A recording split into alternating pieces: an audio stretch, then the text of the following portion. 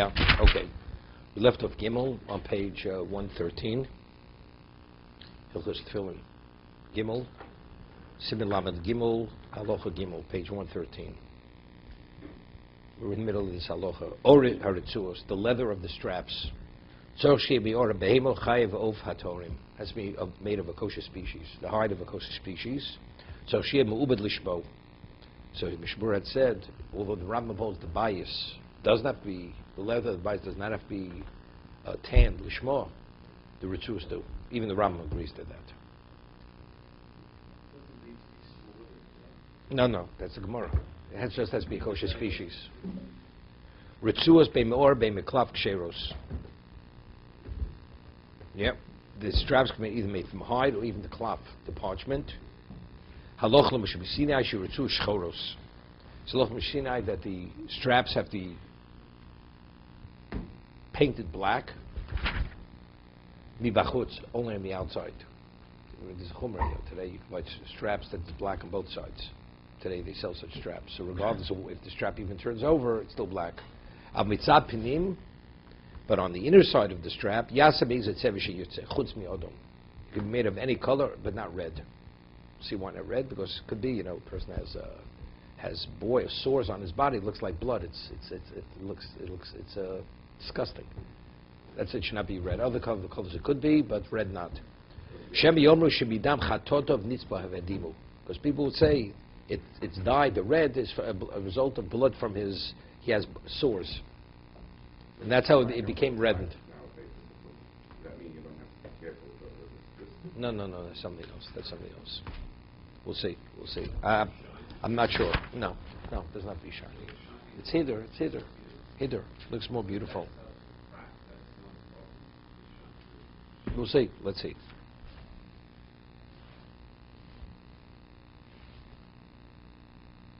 I think black on both sides would be an advantage. In other words, if you started to lose the color on one side.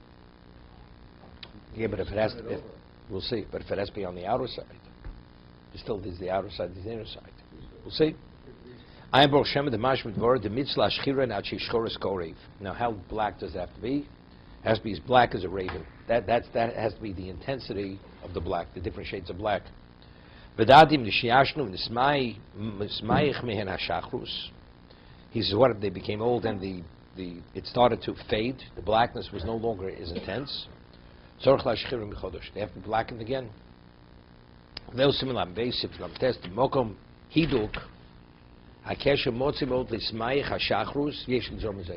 that is because you keep bending it and twisting it.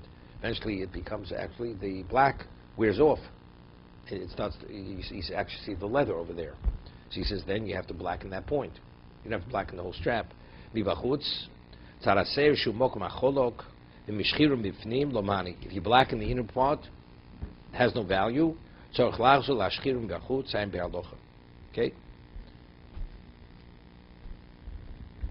Yaser Ratzaloma. If a person wants to dye the inner part of the strap, he can, any color which he chooses, but he can leave it the natural color of the hide. He says, even the Rambam, now you understand, the Rambam says, when it comes to the straps, both sides have to be blackened. Not only the outer side, even the inner side. Now you understand why people today, they buy these straps, they cost an extra maybe 3 times the cost of the regular strap to fulfill, to be able to the position of Rambam, that the strap has to be blackened not only on the outer side, even on the inner side. He says, even though that's not the minhag, that's not the way we conduct ourselves. But today, people, they're looking for every chumrah under the sun. Today people, they order tefillin for their bar mitzvah boys 3 years before their bar mitzvah, and they pay $3,000 for a pair of tefillin for a bar mitzvah boy. No? Rambam is a very important figure. But evidently in this position, because evidently he must be really a minority opinion. Because he says, Einon nogim ke Rambam. The minhag's not like the Rambam. I mean, even Sfardim, the inner part of the strap is not black for whatever reason. Okay, we'll have to see the Be'er Alocha. It's painted. I mean, you can dip it. I mean, you can dip it. You can dip it. No, no. Yeah, I mean, it absorbs to a degree. They just now they had this thing within the year out of China. They were producing ritzuas, somebody in Israel, where he had a vinyl coating. No, a vinyl. No, it was a piece of plastic, black, and it was like bonded to the leather. And unless you knew, you didn't know. It's possible. So the strap itself is not dyed. It's just this vinyl strip which is bonded to the leather. So when you buy a pair of clothes for a purpose, you wear that for the rest of his life, but they're usually. So Depends how you hope. You hope it is. yes, the investment is. You want to make that kind of So investment? should someone, I'm saying, but should someone buy a pair of clothes for $3,000? Huh? Anybody should buy a pair for that. Do you wear the father doesn't wear that kind of pair of If tefillin? a person wants to get a really good pair of clothes. Yeah, you're right. Okay. No. But I also think that clothes have to be in how Shlomo. You have to rely on The sofa, no question. We'll see later. Sofa has to be Yori Shamayim. If he's not a Yori Shamayim, you can't trust him. Now, there's always times where the sofa, for whatever reason, may want to cut corners. It's like a shochet has to be Yori Make a Shamayim. mistake, not visible, so you can fix it and no one will notice it. Yep. 3 years? Has to do with because there's certain sofrim which are with the experts, and they can only write so many pair a year, so you have to wait in line. It takes that long, you know. You're waiting in line for that sofer to write a pair of tefillin on your behalf. That's why it takes so long. Not a batim. You don't need that sofa. But if you want to have that special sofer, it's his quality of person as a tzaddik, as an expert, his the way he shapes the letters, the way he's machmir, whatever it is. Okay, let's see the Mishna Berura.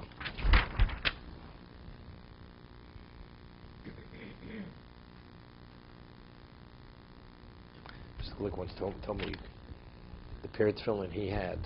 I think he comes from Sigurd. Mr. Glick came over. He was 6 years old from Sigurd, and he was orphaned.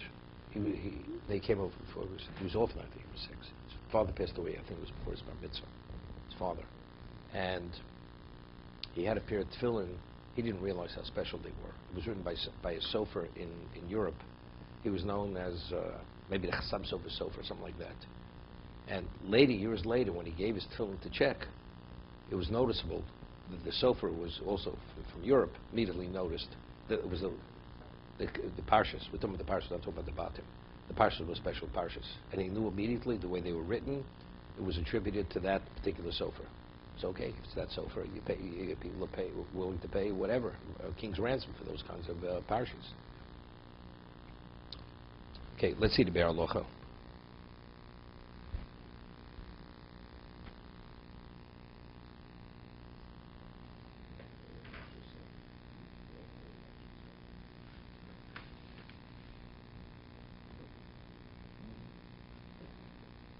Okay, halacha l'mishim Sinai. We say that the blacking, the straps are halacha l'mishim Sinai. U'likuvu afilu b'di'evid. And it's something which is ikuva means that if it's not blackened, it's not valid, even b'di'evid. Ram per gimel halacha alif. V'utzich levar zeh. The halacha shurak lemitzvah balmo. Sometimes you have a halacha which it's a mitzvah. Reading the Be'er Halacha on page 113. Ki b'Shabbos tavayin tes ha'imisham haritzu shchoros. Bein shel rosh, bein shel yad. The straps of the shel rosh and shel yad, they have to be blackened. Rambam shom mistapakno im hu minatora, im minatora dai b'chol echod ad kedei shir v'ashar hu lemitzvah ulenoi balmo odim akem shi mechuberes kula kchad tzrichlios kula shochar. Here, what he's asking. Let's say the strap only has to be long enough to attach it to its fastened to your arm, right? That you have enough to make the shin and the dollar below the wrist, or the 7, that's all. That's cedar. Cedar. So now, if the strap itself goes beyond the minimum what's required, and it's not blackened, it's only blackened to that point. Beyond that point, he has a suffix. He's questioning whether it's a valid strap. Since factually it's one strap, the strap is not blackened because part of the strap is not. Well, no, you only have to blacken the part which is makif, which is the minimum. So if beyond that point it's not blackened, it would be okay. That's a suffix. Uktsas rayo lezeh mikush zagmora menochos daf lamed hey omer aleph ktoni mios bein Yerukin. Lo mashani Yoser Achir of Lohoya Maksha Ori Mifnim. He says from there, Yishtlitu L'Svile Lagmor Lohoya Abraisa Matri Al Koponim Midrabon L'Tzua B'Shnei Gavni Mitzad Echod B'Shem Lecharim the Merzikim Numer. Okay. Gamani Yenideim Halochim B'Shpsini Koi Gamken Al Chatich Saritzu Shenichnes B'Maberta. Interesting. What about the strap that goes into the back of the tefillin, which you don't see? Goes through the back. That's where you actually thread through the back. If that part, which you don't see, is not blackened, is that a lochel mishum sinai? Does that have to be blackened, or only what's visible? That's the strap that has to be blackened. Let's say an inch of it or 2 inches, which are always within that, wasn't blackened. Is that a valid strap or not? He says he doesn't have it clear. Definitely, in terms of heater, the proper way, definitely it all has to be blackened, every part of the strap.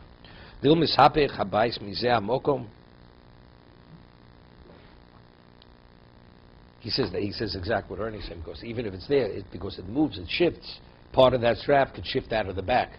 So you'll see the strap, the part of the strap that hasn't been blackened. I'm Morshom, b'di'ever ulai, domi l'mashe b'fnim, I am Rambam per Kilchus Gimel Michus Tefillin Halchidal Begera Shachrus I am Baruch Shemesh Koshi Ashchiru Pamachas. He says, what is the process of blackening? Havdil of Dolis, a person wants 2 coats of paint. You prime it, then you paint it, then you paint it again. So how do you exactly apply the blackness that it should be sufficiently black? 1 coat of evidence. He says, first you put on 1 coat. Then you let it dry partially. It absorbs into the leather. Then you put another black coating on it.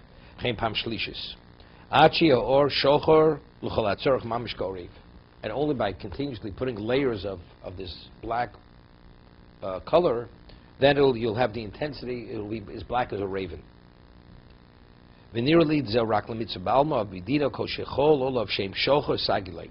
Once it's black and it would be seen as black, that's sufficient. Even though it's a light, you have charcoal black and you have intense black, midnight black, whatever it is. Sometimes you have black has a certain bluish hue to it. Gamkin kosher, as long as it's seen as that's black. Nothing with shining. Brings a good proof. The halacha is black blood is considered diseased blood. It's considered anida. So over there it speaks about different shades of black. How black does that have to be? So it says even that's considered black. Even if it has this bluish hue, that's black. So if that's called black, and the strap, the halacha has to be shocher. Once it meets the minimum requirement of black, that's sufficient. Will be vim hoya shocher. Cheres Tomei Kemi came. Afilo Eshochel Kochel Tor Almo Hamarik Kochel who Bechal Shochs. From there you see that just as in regard to Nida, as it's class of what is black and what's not black, in terms of contaminating the woman, we're talking about a lung that's diseased. Right? If a lung is perforated, the animals are trained. What about if it has a diseased lung? So what color does it have to be? It has a black lung. The lung is black. What's black? Tim shachrusa domel kochel. Kedisa b'Rambam perek zayin hilchas shchito halocha yutes shchora kekochel almo does mara kochelu bechlal shochor. So you see, even though it has this bluish hue to it, it's classified as black. It should be blackened, darkened to a point that it's no question. It's an intense black. What about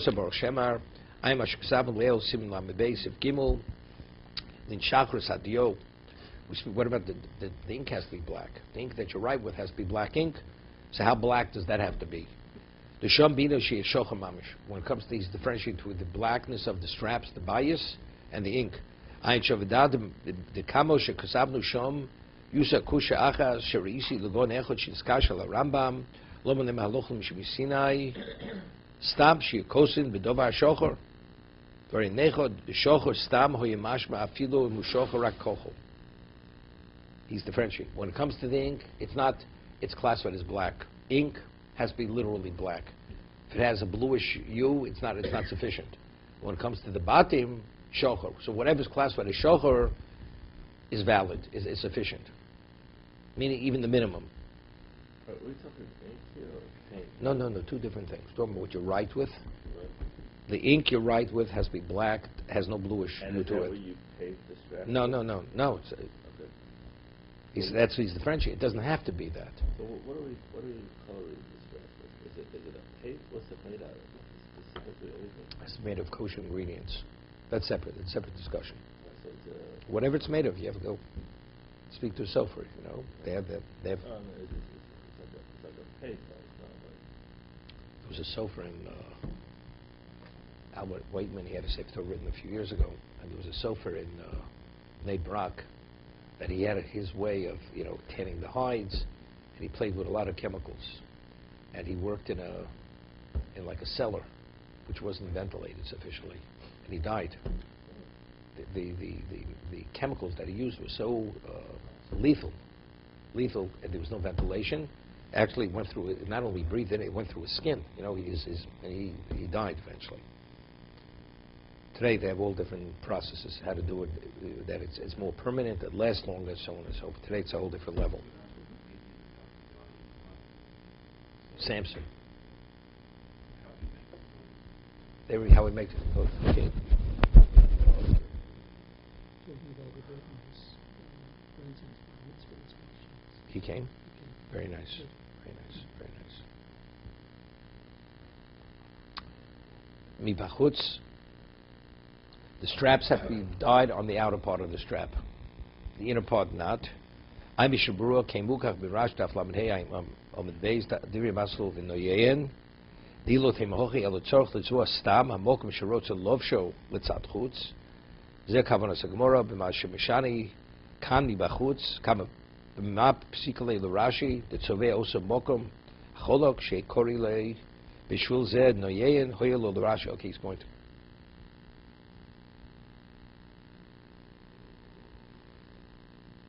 So what about if a non-Jew did the blackening of the strap? Because we say everything has to be done lishmo.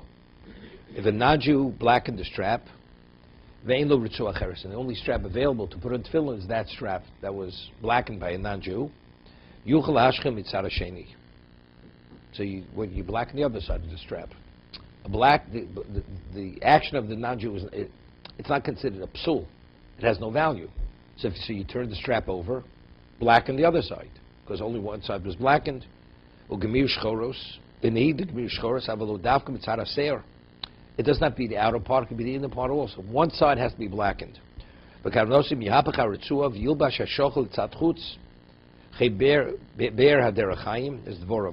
how the Nesivis explains the Pri Megadim. It means whatever side, the strap, whatever's the outer side, if that's blackened and it meets the halacha criteria, it's okay. So let's say the guy initially blackened the outer part of the strap. You take the strap out and you re-knot it, and you blacken the inner part, which now becomes the outer part of the strap. What about the edge? The thickness of the I don't think so. No. The surface. Masha Amru Shom Gemara V'Noyein Levat Shocha V'Cholok Hu LeMitzvah. That it has to be the outer part. That's a hidur.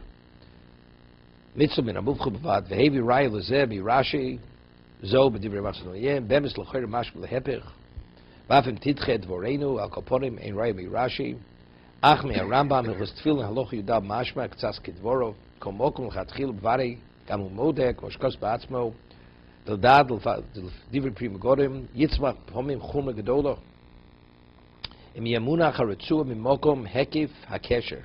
Tzara shochel lemato. Lo yotze b'zeh yidei hamitzah harei brochel v'atol lefi nireh.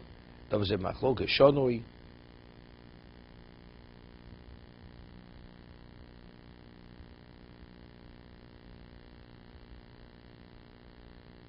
Okay, we'll leave it here. It's for tomorrow.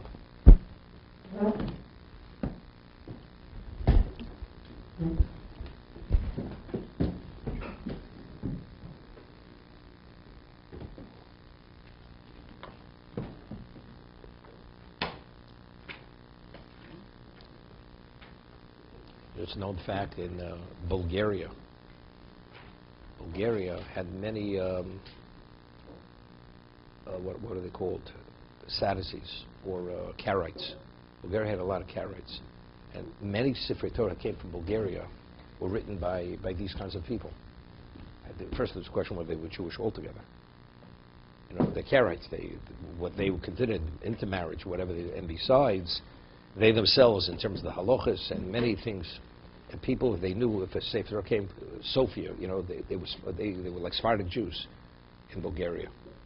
And they didn't accept. It was known that a Sefer came from Bulgaria. They had these big, heavy Sifrei Torah that would come from there. So I'm saying one time, how do you check a Sefer? He had a little guy in his little hut, and he made tefillin. Do you know how he made the tefillin? Whether he employed a non-Jew, the straps and the hides, and who did so many aspects of the tefillin have to be done correctly. If it's not correct, it's possible. Even one little detail, if it's not done correctly, it's not valid. I'm talking about the source material. Where do you buy your supplies from?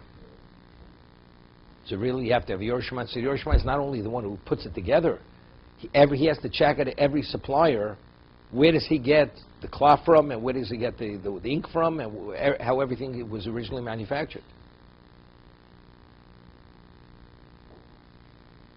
Just met somebody I went to yeshiva with last night at a wedding. His father had hechsherim before the OU. He was in the hechsher business, certification. So he took over he was a rabbi somewhere else. He was a rabbi, he took over Rabbi Jungreis' shul out in North Woodmere. So he left it 6 years ago. I said, what are you doing? Took over his father's shul. So I said, how many families are? He says, 25. I said, you keep busy with 25 families? And he says, no, his father had hechsherim. And we told him this is really before the OU even started. There were rabbis had, and like Rabbi Ralbag. Rabbi had quite a few hechsherim. Coca-Cola was his at one time, Rabbi Ralbag's. Many of these dried fruit companies, Del Monte, Triangle K was his. That was Rabbi Ralbag's. He was in the business way before the OU came in. So now the question is, you really have to rely totally on that person. There's no checks and balances. When you're dealing with a larger organization, the checks and balances within the organization to make sure things are done right. But if you're dealing only one person, you know, it's private information, you know what's going on. So I said, what is it? His father had hechsherim, industrial ingredients, which they use. So I said, I mean, that means the OU, OK, Chofk, they use your ingredients. So it comes out, when you rely on one certification, there are many certifications because the supplies that are used, they rely on someone else. With the wine that time, with that Pesach. With Pesach, there was a whole thing years ago. With Levi, there was a whole thing. He gave a hechsher on whatever it was, on alcohol. Yeah, it was alcohol. What they did, they added alcohol to wine, to grape juice. It wasn't naturally fermented. It's a whole scandal because they relied on one supplier. It wasn't theirs. They said, well, he's sufficiently reliable, and he wasn't sufficiently reliable. So so many steps in the process. If one is faulty, the whole thing is no good.